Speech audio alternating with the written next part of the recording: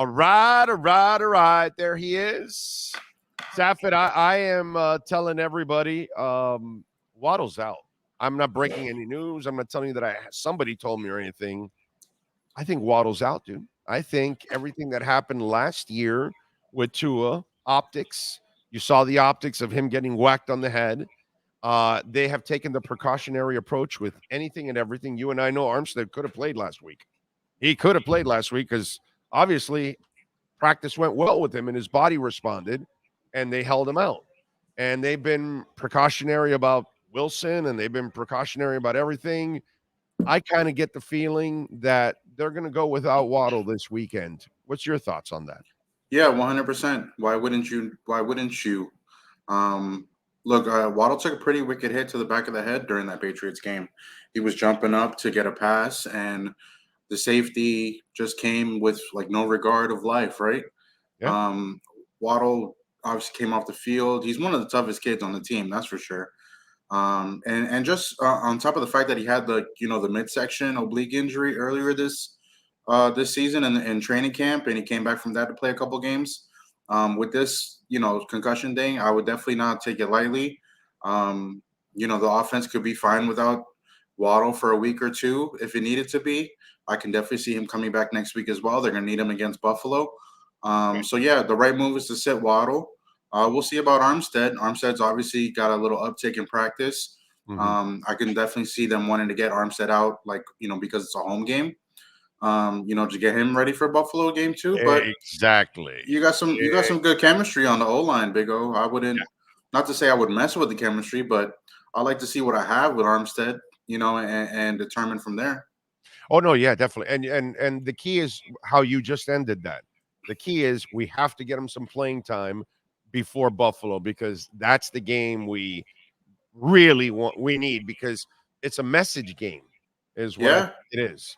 For the Dolphins because it'll be a little bit you'll lose some air out of the balloon. Let's put it that way if you lose that game because all of a sudden it's like, damn, dude, this is the hump that you got to get over, and by the way, you're also going to Buffalo, which, that's your third road game of the year, which now will leave you with 5 road games, I believe, left. Sure. And that if you can win that one for all those other reasons, it becomes huge. But I think it's the barometer game. And that's kind of why you want to win that game. But you want to have Armstead healthy. You want to have Waddle healthy. And I think you got to prepare Armstead this week and rest Waddle this week in order to get ready for Buffalo.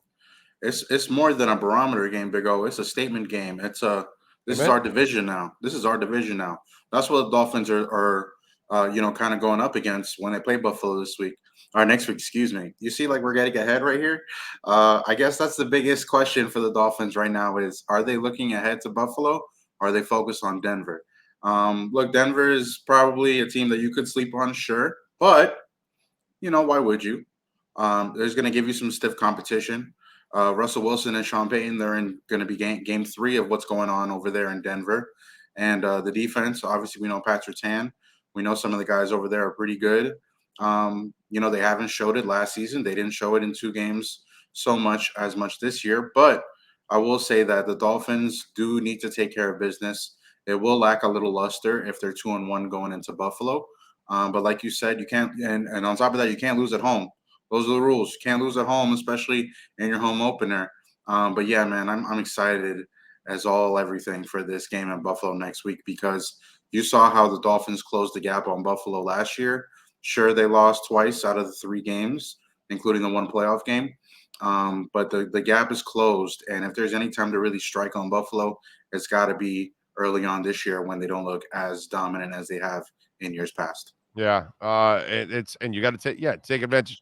Although, I will say this: I was in the car this morning, and I listened to Rose, and he said on the plane back to Miami, there was quiet on the plane. It was like a business trip, and they weren't celebrating or anything like that. Which that tells me they're not overlooking Denver or anybody else. I really think 8-3 last year was a real lesson for this team. I really think all the injuries and everything else, and they were high on life at that moment. At 8-3, Tua was looking like an MVP. Everything was rolling. I think the lesson of last year is why they won't overlook anything this year, and why I don't think they'll overlook a team or a situation, because their world got spun around last year at 8-3, and I think that was a really good lesson for them. Yeah, I agree. I agree. There's no, a slice of humble pie is good for every one of us now and then, and that's what that provided last year. That's what it provided them the year before when they started what 2-7, 0-7, something like that, and they came back and finished 500 barely.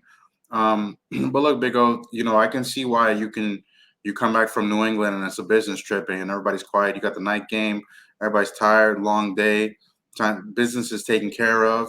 The Patriots win doesn't mean as much as it once did a couple years ago. Remember when Ryan Fitzpatrick threw the game-winning touchdown at Gesicki? That was 2019, 2020, I believe. Mhm. That was a big, big win. Dolphins didn't used to win in Foxborough. Now Tua is 5-0, and the Dolphins are 5-0 when Tua is playing against them, and they don't have Brady anymore. So the tide has turned in the Dolphins Patriots rivalry. One where the Dolphins do not disrespect or disregard anything that New England brings to them, because they got their ass whooped by New England so many times the past 20 years before that, right? So I can definitely see them taking the business like approach for sure. And look, you can't overlook Denver. This is a very, very winnable game. You can go 3-0 in the AFC over AFC teams. Mhm. You can still keep a game ahead of the Chiefs if they win and beat the Bears, what they're expected to do. Big O, I look at this as a big picture kind of thing for the Dolphins and the Chiefs and every other team trying to get into the playoffs. You're trying to get a week off in January, man. Every game counts. And we looked at the schedule a little bit last week. You're trying to get the bye week in the playoffs is what I meant. But we look at the schedule a little bit last week. I think the Dolphins and the Chiefs are going to be 9-0 and 8-1 when they face each other in Germany later this year. If everything pans out really well, we'll knock on wood and do everything that we have to do. But you're playing for seeding. You're playing for every little bit counts. Every win counts. And we know, in years past, the Dolphins have come short in the playoff race. And the more and more wins that you can come and get, and it looks like the Dolphins will get, because their schedule softens up a little bit after Buffalo. But you got to take advantage of them all, man. Hey, speaking of Ryan Fitzpatrick, it looks like X, if he was celebrating after that, when he might have impregnated somebody else, and he might have as many kids as Ryan Fitzpatrick soon. Holy crap, dude. What the hell is going on with X, bro? Jesus. Has he Yeah. ever heard of Trojan? What's that? No, Yeah. I'm just kidding. I'm just kidding. No, that's probably his response. Like, yo, what's that? It's, Definitely. I don't want no part of that one, Big O. I'll tell you that much. oh, I definitely, Xavier is one of my favorite guys in the locker room. There's always something that comes out, and there's always something that comes out after that refutes everything. So we will see. Xavier's got a great legal team behind him for sure. he needs And it. yeah, oh, He definitely. needs it because apparently what he hangs around with isn't necessarily prime choice, apparently. Wow. Holy man, that guy is in one mess after another. I gotta give him a lot of props on this. With all that baby mama, trouble and hustle and all that stuff, he still takes care of his business on the field. So he knows how to compartmentalize, man. We also don't know if it's all true or not. Yeah. I'm So sure all of it is not true. I'm sure some of it is true. Okay. You know what I'm saying? hey man, some of us like to party, some of us like to get down, some of us do it a Boy, lot he more than likes to get others. down, boy. He likes to get down. That's for Yeah. damn sure, bro. Wow. That's for damn sure. Holy moly, he likes to get down big time. All right. Um, do you see the Denver situation? Because, I was thinking of, maybe talking to some of the guys that covered Denver, but I'm like, this is such an unattractive team. There's nothing to talk about Denver. It's just a bad organization right now. It's dysfunctional. The coach Yeah. wants to put a wristband on the quarterback. The quarterback says, "Oh no, we're doing fine in and out of the huddle." And Russell isn't necessarily playing bad, to be quite honest. He's actually playing half decent, but That team right now, brother. And let me tell you something. This guy, Sean Payton, is not a guy that is easy to root for. I can definitely see that. Look, the Broncos lost their first 2 games. They're 0-2, but they lost by 1 point and 2 points. So I wasn't telling me that's a team that's going to be roll. You're going to roll over that team. The Dolphins really have to stick to their guns here and go out and beat this team. One.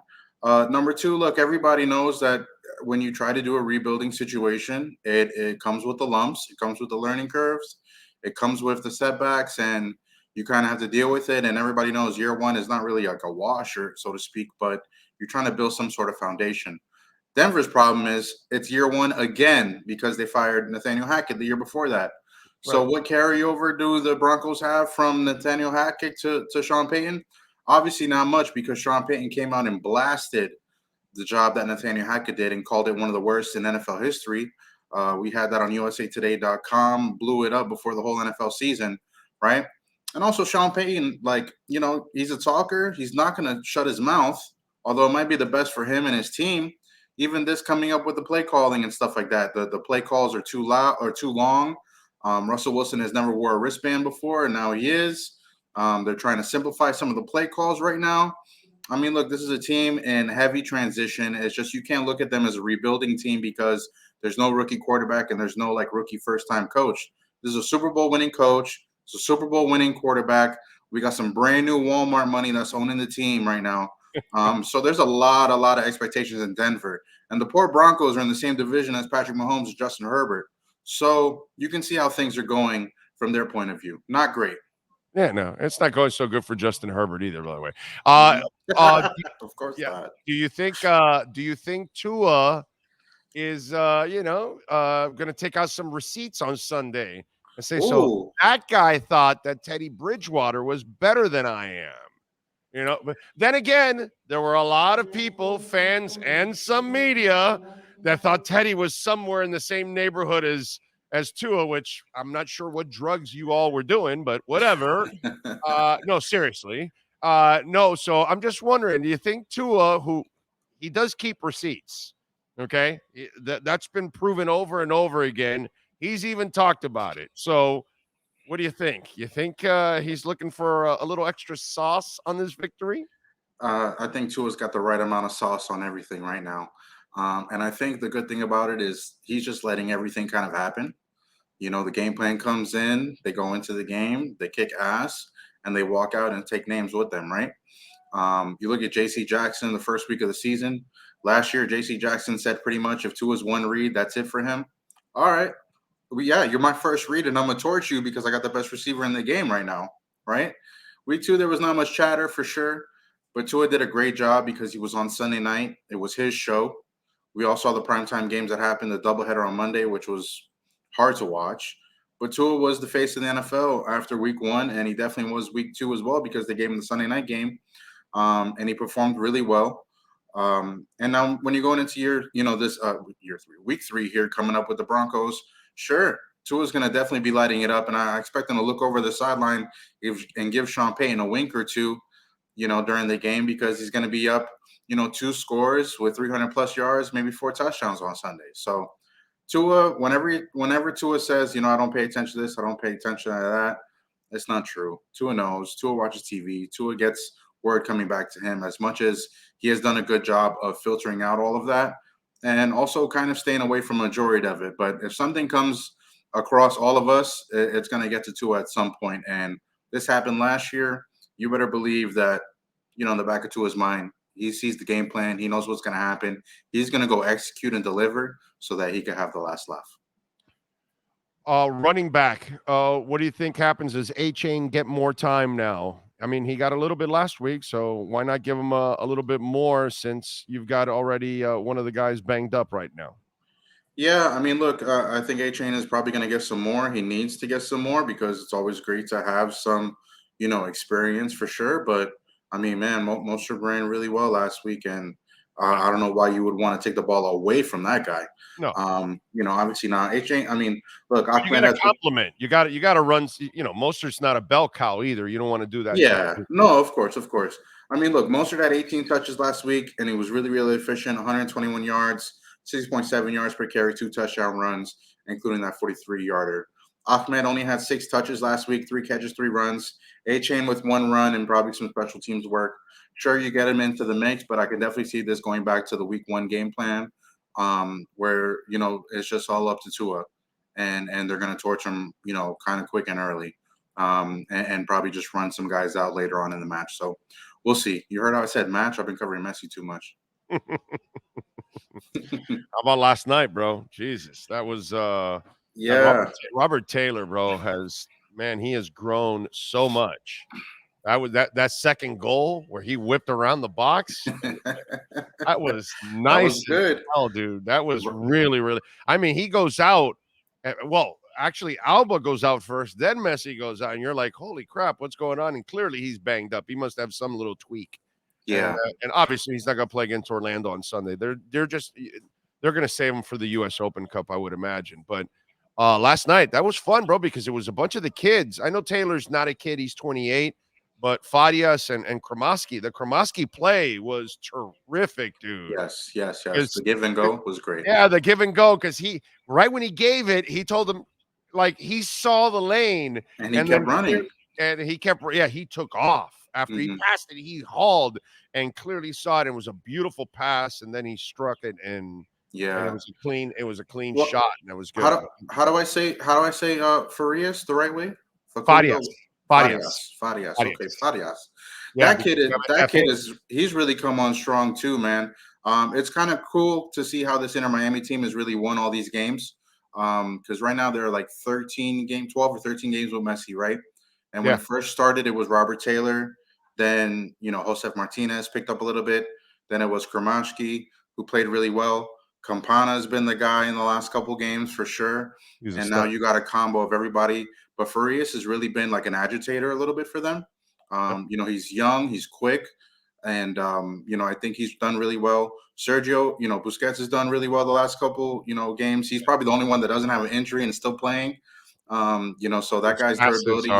His passes are sick. Yeah, when he's in the middle of the field, everything is a lot more calm for everybody else. Plus, I should talk to Welt Rheaume, because if they need to add a third lawyer, I mean, Busquets is the guy, bro, because he's in the middle of that match, breaking up fights, talking to the referee. He's doing good. He's doing all of the negotiating that goes on the pitch. Yeah. Sergio Busquets is the guy, bro. I mean, like, it's Busquets' law firm when they're on the pitch. It's amazing. Notice how it is. Any kind of disagreement, penalty, fight, everything, Busquets is in the middle of it all, bro. Yeah, he's down, and it's just awesome. He's the enforcer, he's the negotiator, he's the mediator, he's all of the above, right? Yeah. But let's talk about Messi real quick, man. I'm not really concerned, but I have some concern if that's Messi, 34 minutes into the match, he kind of charged towards the box, and the defender kind of pushed him out wide a little bit, but you could tell Messi gave his all in that run. And then after he kind of came back towards the midfield area, he was like hunched over, and it looked like he was touching his right calf, I believe. Like one of his legs he was touching. And the coach, Dr. Martino, said after the match that he was, it's an old injury, maybe like some scar tissue from an old injury, and also fatigue, I guess. So I guess it's both, a little bit of both. But when Martino said he's not going to play against Orlando City, I was like, all right, this could be a little bit more serious than it could be, because it sucks. Or Atlanta has a huge fan base, probably the biggest MLS stadium. Obviously, you have the turf too. But Orlando City, it's such a huge Hispanic community, and it's Inter-Miami's rival, that it kind of does suck that Messi won't get to play there. But he wasn't going to play anyway, because with the U.S. Open Cup on Wednesday. Yeah. And dude, the last month, I think if they had to do it all over again, they might have broken it up a little bit more, and they would have stopped Messi from Messi. Like, how you had to stop Armstead from Armstead last week, because I'm sure Armstead wanted to play, and we're going to hold you out another week. Let's take it easy here, and you got to protect the player from himself. And I think if hindsight's always 20/20, if you look at this whole thing, you probably would have handled this a little differently, and you would have given him some breaks. like the 130-minute game. I was shocked he played every minute of that game. Yeah. And didn't that game go to penalties too after that? Yeah, bro. Yeah. Yeah, and then he played right away a couple of days later, and it was Yeah, like, it is. It yeah, is a lot for Messi because you don't know really how to do it. You don't know if you should start him like they did last night and pull him early. Because how do you pull that guy off the field, right? right. But the right, I felt like the right thing that they were doing was kind of have him come in like the 70th minute or so, play for 20 minutes, go give your all, maybe you score a goal. It worked the first couple games or so, um, and then you kind of have that What highlight sucks moment if is he does score. you didn't need him last night in hindsight Yeah, no, you didn't need him at all. You didn't need him at all. at all. But I guess it was good that he got a little work in. And I mean, I don't know. Messi's the greatest player in the world, yes. And I don't know if you can give him 27 days off and then have him play in a final. Even though as great as he is, I don't know. Maybe there's something to be said about rhythm and Yeah, things like that. And probably that's something that's why they sure. wanted to get back in. That's fair. That's really, really fair. All right. So you're expecting Armstead to come back. We're expecting Waddle probably to be out. I'm not expecting. I mean, I could see Armstead coming back, but I can definitely see them giving him another week. It just, I think the Buffalo game is really like we said earlier. The Buffalo game, you want to get him a couple reps against the Broncos to see what you have against the Bills. I could see that. I don't think he starts and play the whole game. I think he probably pulls the Messi in this one. Well, wait a minute. Hold on a second. You didn't want to start Messi after 27 days off. You're going to start. Armstead's had like 270 days off. The way the Bills are playing, they might be fine with this O line, but already how it is without Armstead. No, actually, this O line is actually, until proven otherwise, they've done a pretty decent job. I actually like them, but Armstead's going to want to play, bro. I mean, Of course. In hindsight, not in hindsight, but if they can get out this first month without Armstead and then have him play those cupcake games after, Panthers and Giants, whatever, get him back in the mix. Yeah. I mean, you might be set up really well. Yeah. Bryce Young's already injured. He's out this week with an ankle injury already. Should I take Seahawks over Seahawks over Panthers, or just keep it easy with Cowboys over Cardinals? It was a lot of points. I looked at it, and it was a lot of points. I don't like the lines this week, to be quite honest. It's a crazy week because there's not really too many good games. It's all a bunch of just. I'll tell you what. I like Washington getting 6.5 from the Bills. I can see that. I like the Pats giving the Jets 2.5, actually, because I can see them. They're the fundamentally sound team. I can see them winning by a field goal overall, and I can see the Patriots defense turning over Zach Wilson a few times too. Also, and then believe it or not, I'm 4-0 with the Dolphins the first 2 weeks because I took the points and the money line, and I've won on all 4. And I'm laying the 6.5. I think Miami wins by 7. I had Miami winning by 7 against New England this past week, and I nailed that. I think Miami easily wins against Denver by 10 points. 10 points. 48 over under. I'd probably take that. I would take over on that one. Yeah, this time I'm only taking one bet. I can't take the money line this week. The money line was, respectable last week. What was it? 135. So I laid $135 to win 100. I'll do that, but I'm not laying $235 to win 100. I'm not doing it. No, that's a big favorite, huh? Yeah. I'm just laying the points. I'm just going to lay the points, and that's it with the Dolphins this week. But there aren't a lot of lines I like this week. There's only 3 games I really like this week, overall. So we'll see. If you had to fear something from the Broncos for the Dolphins, what would it be? If I had to fear something, maybe Javonte Williams, running the ball. Okay. I mean, sure, the Dolphins stopped the run a little bit last week. Mm-hmm. But week 1 was obviously what it was. So I can definitely see Javonte Williams maybe, going off a little bit. That's probably one. The outside of Judy, the Broncos receivers don't really scare me. I don't know if Surtain's not going to keep pace with Tyreek Hill. Like, they're going to move Tyreek around and motion and stuff like that.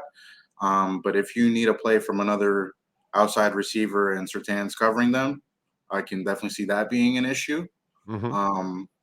And then, Jason Sanders has to make some field goals in this game. Yeah. That would be my. He won't have the altitude to help him out, unfortunately. Definitely not. But those would be my only things. But I think, look, Sunday's going to be a great atmosphere. First, home opener of the season. Dolphins already 2-0. They've been 3-0 in the past and completely just fell flat. But this could be a special game. They go up 3-0. Everybody's gonna be looking to them in Buffalo. What time's that game in Buffalo, man? That needs to be a prime time game. Should be. They 1 better o'clock. give it 1 o'clock. I think it's a 1 o'clock game. Sean will look it up. By the way, Yeah, it's a 1 o'clock game. Yeah, and I'll let you go with this. If Waddle is out, which I think he will be, Me too. who do they activate? Chosen or Braylon Sanders? I don't even know, man. I could see both those guys still being inactive. Yeah. Oh, you're right. They have enough guys with Cedric Wilson. I think Wilson comes up. You know what I said? Azukama, because the Patriots this week said, no, you're not running that crap with us anymore. And I think you need to go display Azukama a little bit more as a wide receiver so you can sell receiver also, not just runner. And you've sold Azukama so far the first 2 weeks as a runner, and New England caught up to it. And this week, if Waddle is out, maybe you can use Azukama a little bit more as a wide receiver. You can still run the ball. You can still run the ball and make those plays happen too. He just needs a little block here and there. Sure. But I think you want to show some versatility with him so you can sell it differently. So when he's on the field, keep him guessing a little bit that, hey, he could go out on a pass pattern. You know what I'm saying? That's all. Yeah. All I'm hoping for, man, Tyreek better hydrate. He's going to be running a lot on Sunday. So I hope he's drinking some pickle juice, some water, Gatorade while he's playing Madden and Fortnite, and hopefully the Dolphins pull one out. Pickle juice. Oh, that's gross. All right. Follow him on Twitter at Safid_Deen. Catch his work there at the USA Today. And, of course, doing his thing here twice a week, baby, with the BaptistHealth.net/ortho. Miami Dolphins report. Oh, actually, 3 times a week. That's three times, man. I'll see you post-game. Post-game. I forgot post-game. That's right. All right. We'll see you post-game, baby. You be good. Talk to you soon. Thank you. There you go. The great Safid Deen. Yes, sir. And, of course, visit my friends at Baptist Health of South Florida, orthopedic care led by the Chief Medical Executive, John Uribe. And of course, it combines its resources of experienced physicians and leading-edge treatments and technology to provide advanced orthopedic foot and ankle trauma, joint replacement, spine, hand, and sports medicine care. Visit BaptistHealth.net/ortho for more information. That's BaptistHealth.net/ortho.